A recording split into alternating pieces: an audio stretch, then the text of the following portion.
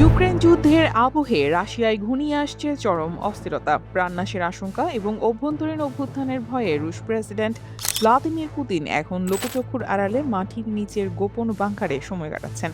এমনই বিস্ফোরক দাবি জানিয়েছে প্রভাবশালী ব্রিটিশ সংবাদ মাধ্যম ফিনান্সিয়াল টাইমস। প্রতিবেদনে বলা হয়েছে, কোভিড মহামারীর সময় থেকে পুতিন নিজেকে অনেকটা বিচ্ছিন্ন করে ফেলেছেন, কিন্তু সাম্প্রতিক সময়ে ইউক্রেনীয় ড্রোনের হামলা এবং রাশিয়ার ভেতরে সিনিয়র সেনা কর্মকর্তাদের হত্যার ঘটনায় তার নিরাপত্তা নিয়ে উদ্বেগ চরমে পৌঁছেছে।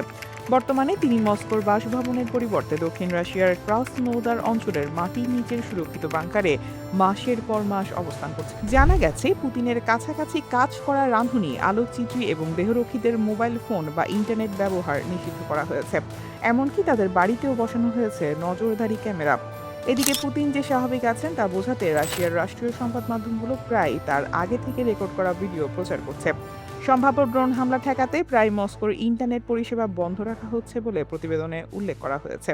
পুতিনের এই দীর্ঘ আইসোলেশন এবং জনবিচ্ছিন্নতা নিয়ে রাশিয়ার ভেতরেও জনমনে অসন্তোষ দানা বাঁধছে। সম্প্রতি ভিক্টোরিয়া বোনিয়া নামক এক জনপ্রিয় রুশ ব্লগারের একটি ভিডিও সামাজিক মাধ্যমে 1.5 মিলিয়নের বেশি লাইক পেয়েছে, যেখানে তিনি সরাসরি বলেন যে মানুষ এখন প্রেসিডেন্টকে ভয় পাচ্ছে। প্রতিবেদনে আরও বলা হয়, শুধুমাত্র পুতিনই নন, রাশিয়ার শীর্ষ 10 জেনারেলের নিরাপত্তার দায়িত্ব এখন গোয়েন্দা সংস্থা এফএসওর হাতে। গত বছরের শেষের দিকে বেশ কয়েকজন সিনিয়র সেনা কর্মকর্তা ইউক্রেন সংশ্লিষ্ট হামলায় প্রাণ হারানোর পর এই সিদ্ধান্ত নেওয়া হয়েছে। রাজনৈতিক বিশ্লেষকদের মতে, পুতিন এখন কেবল গোয়েন্দা সংস্থাগুলোর উপর নির্ভরশীল হয়ে পড়েছেন।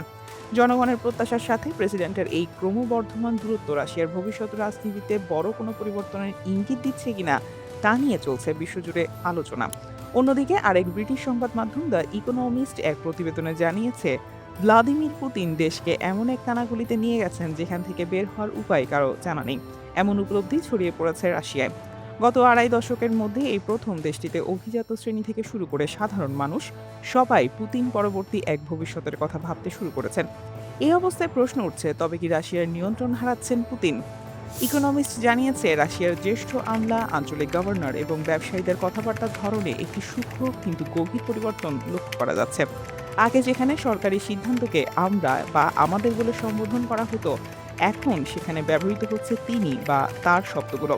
ইউক্রেন যুদ্ধ এখন আর সবার সমন্বিত কোনো প্রকল্প নয়, বরং এটি কেবলই পুতিনের ব্যক্তিগত এজেন্ডা হিসেবে গণ্য হচ্ছে।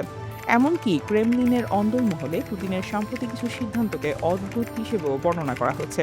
এই পরিবর্তনকে সরাসরি বিদ্রোহ বলা না গেলেও এটি ক্ষমতার ভেতরে মানসিক দূরত্ব তৈরির ইঙ্গিত দিচ্ছে বলেই মনে করা হচ্ছে।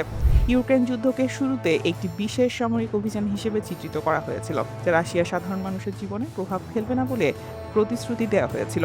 কিন্তু যুদ্ধের দীর্ঘসূত্রতা সেই মডেল ভেঙে চুরমার করে দিয়েছে।